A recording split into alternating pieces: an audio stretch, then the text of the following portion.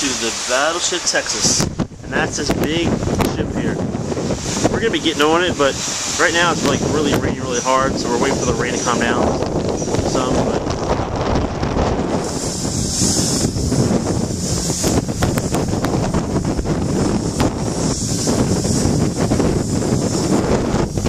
let's go see what they got. Gunners. Can you imagine sitting on that thing right there? Yeah, that would want to make me shoot whatever coming out of that plane really fast. That was hard. Here's some of the ship deck.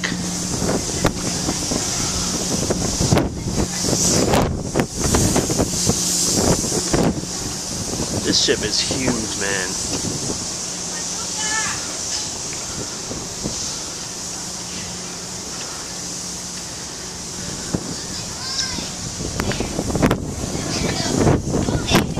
This was their kitchen. This is the kitchen area.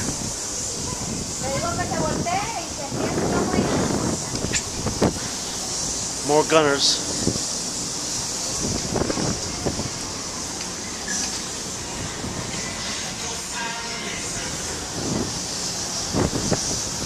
More gunners up there.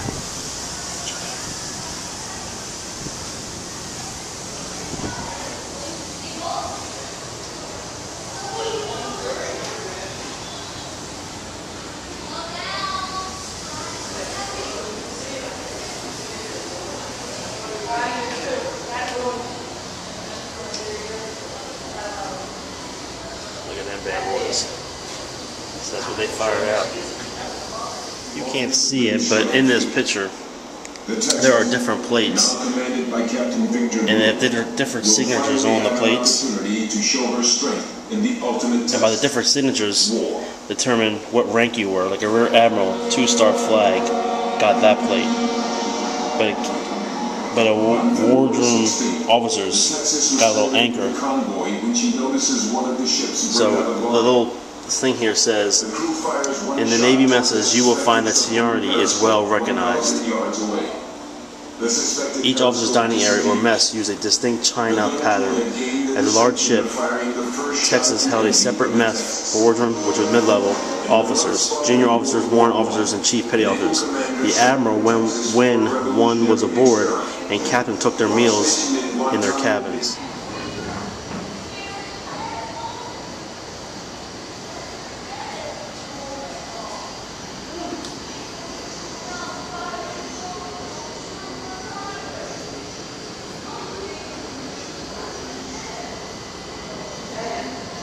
Operation Torch.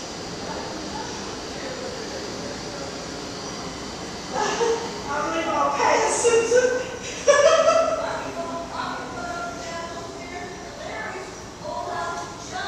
34 years of this Battleship Texas being in battle. They only lost one life.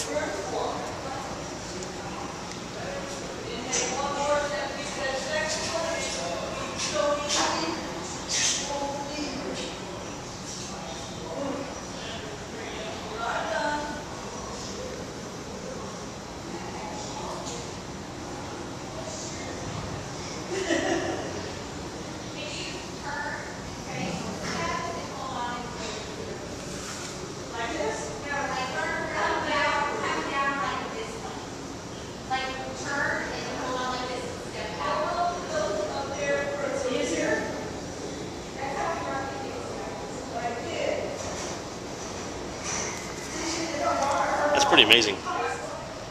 Here's more of this ship. Dude, this is unbelievable, man. Of course, I can say I've never been on a ship before. There's some serious gunners all over this place.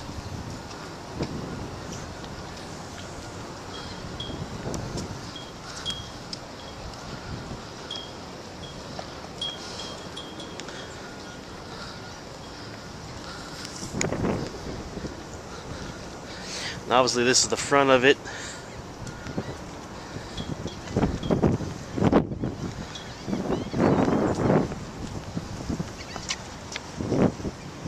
The anchor. That's pretty cool. USS Texas. Wow.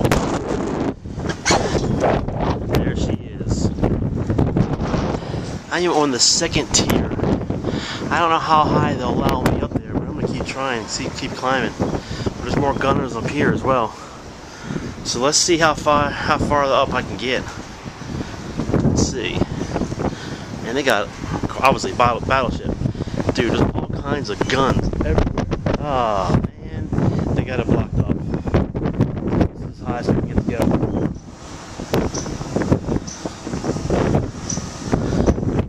But this is pretty awesome, guys. This big battleship, huge battleship, and yet they have a wooden boat. Okay, I found another way up. They're not guarded off, so I'm gonna keep going up.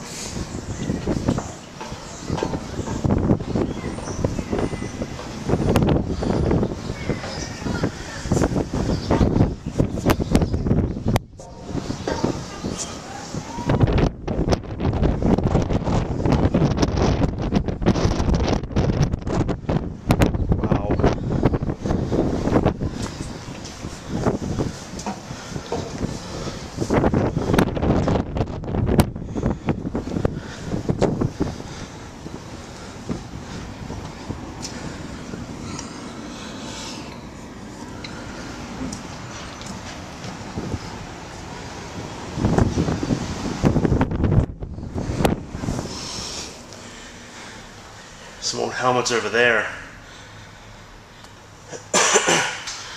This is it, man. This is the main point. It's where they steer the ship and everything. Even got a map of things.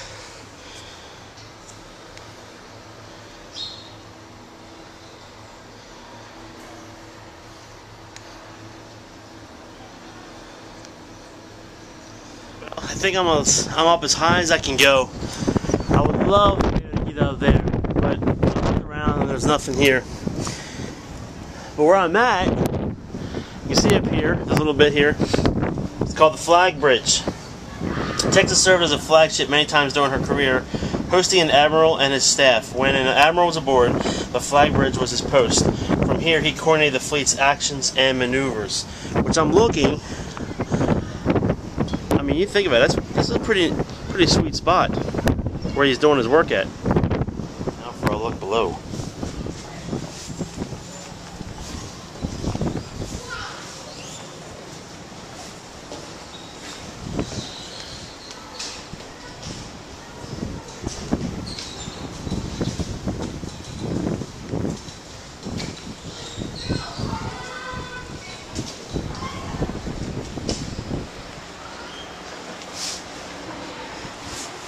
Steps really steep and they're really narrow.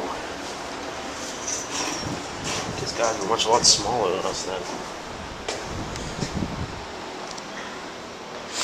Okay, obviously that was the latrine.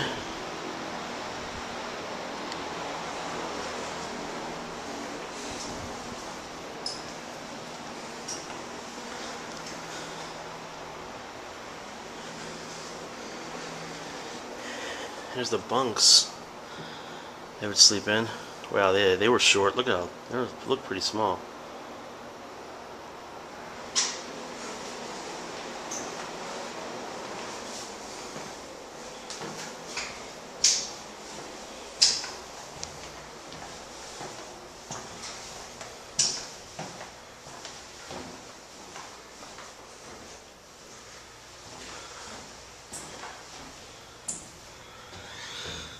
And there's the kitchen.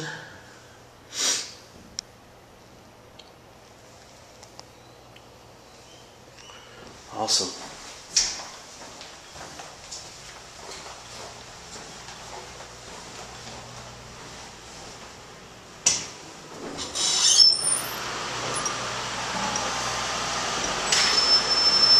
I guess it's a mess hall where they ate at. Wardroom. This area was the lounge for all the ship's officers of the dining area of the wardroom officers. Warrant officers and junior officers ate in separate messes on the half deck below.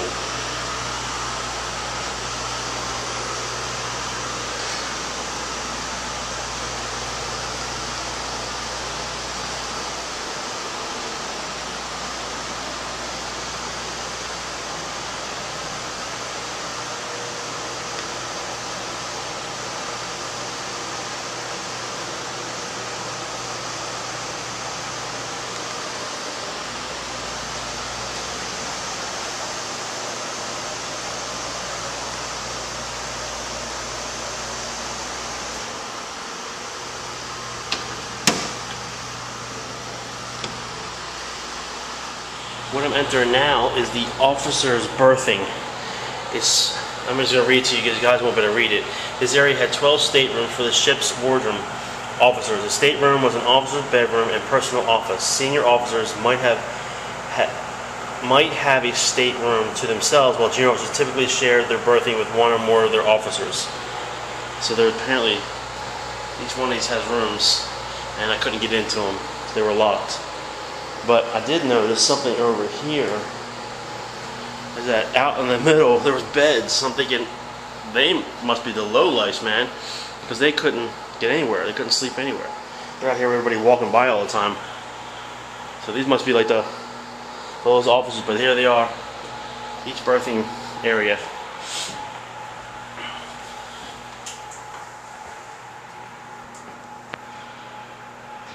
There's this room and office.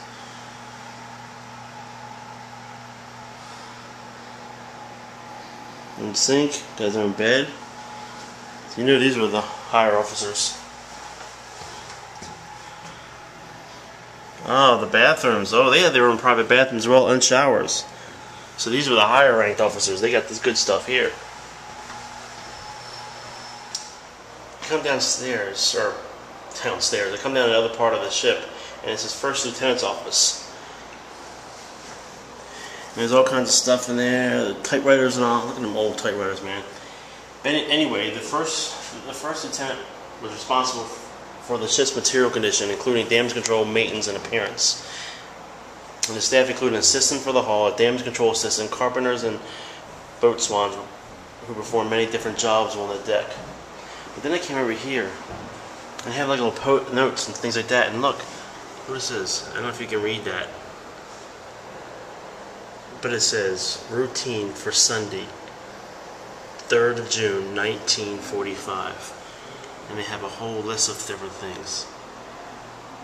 I thought that was awesome.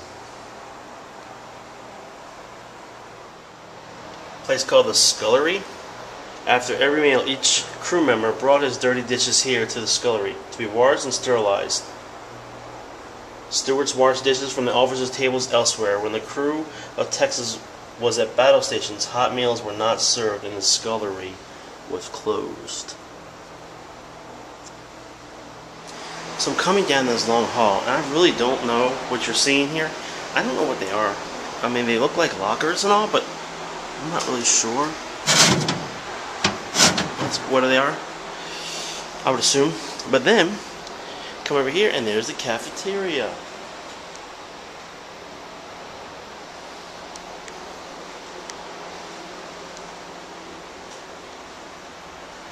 The little sign here, because you guys can't read it there, it says, when the ship's crew grew to nearly 1,800 during World War II, the Navy added this serving area, nicknamed the cafeteria.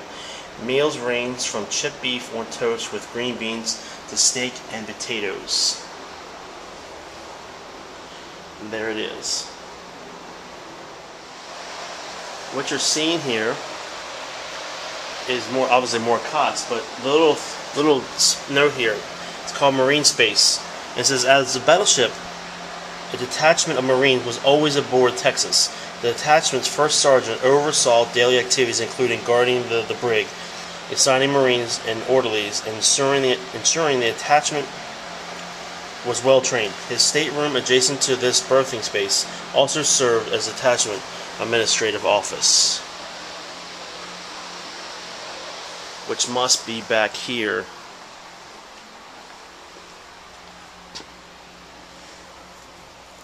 I wonder who that lady is. Or that's just a picture they put there. Yeah, I can't believe they had calendars back then.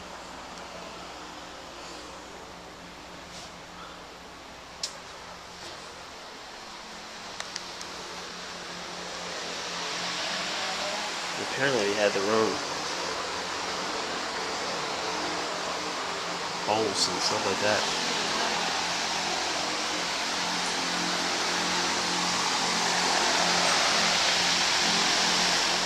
You gotta take care of your teeth.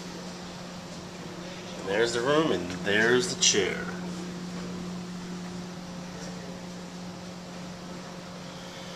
It says basic health care, including visits to the doctor and dentist, was free to the crew. The ship's dentist and his assistant were responsible for routine dental care as well as filling cavities and extracting diseased teeth. I guess they still had to get their tail or all their clothes done. Texas had tailors aboard to alter the fit of uniforms, repair damaged items, and sew on new ranks or rates. Crew members could also hire the tailors to sew aprons and other gifts for their mothers, wives, and girlfriends back home.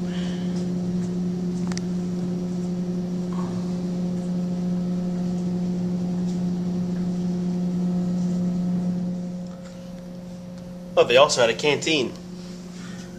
I'm wondering, there's some old stuff there, but I was wondering if it's just fake or it's real stuff in it.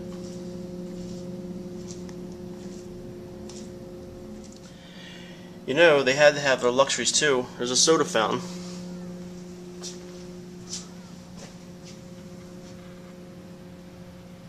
Of course, it has to be Coca-Cola.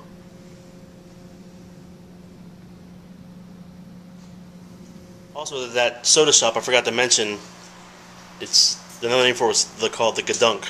Not sure really why, but anyway. But here's the barbershop. You know they had to get their hair done. And they have hours of operation.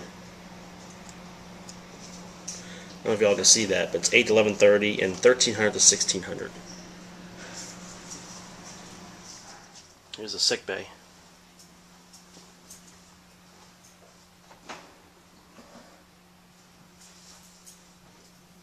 It was the ship's hospital ward where the sick, wounded, and recovering patients stayed. It was also one of the few spaces on the ship with an early form of air conditioning to keep patients comfortable.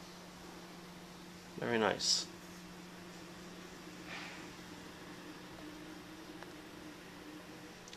Here's the prophylactic room. The Pro Station played an important role in controlling the spread of BD. Yeah, I'm not gonna say more about that. This is where the crew washroom was. Texas had 5 washrooms for all the enlisted crew to share.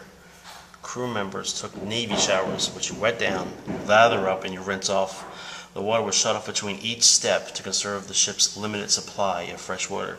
I remember doing some of them, those kind, on mission trips. Chief Petty Officers. They met down, that's where they were. Aboard the Texas, the chiefs made their home below on the aft half deck. Their head, the restroom, and the washroom were located on this deck. And we're not allowed down there, but you can't see it, but you can tell they haven't restored it, and it's really old stuff. The crew head. With only 26 toilets to serve 1,600 men, the crew heads were busy places. To use the toilet, sailors sat on the wooden seats while a stream of salt water ran through the trough and carried waste away. Seats painted red were designated for crew members with diseases, VD. So you can't see, but they're all covered, but there's the toilet seats. They would sit in this trough. And I don't see any of them that are painted red. Here's some that are not covered up.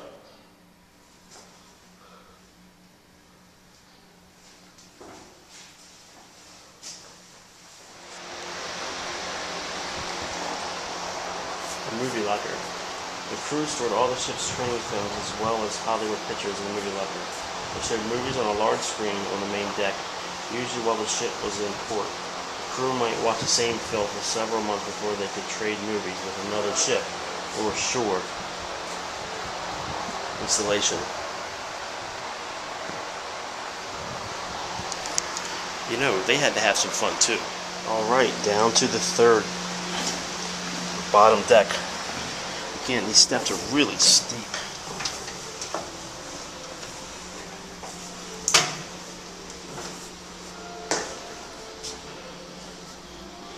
Ah, the engine room is currently closed, but that's where it would be. Wow.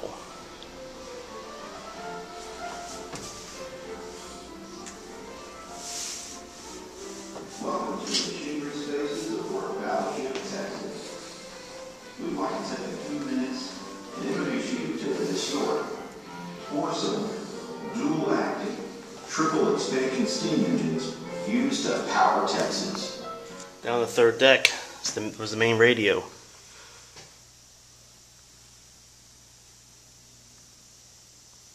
Here's the third deck where most of the rest of the crew slept.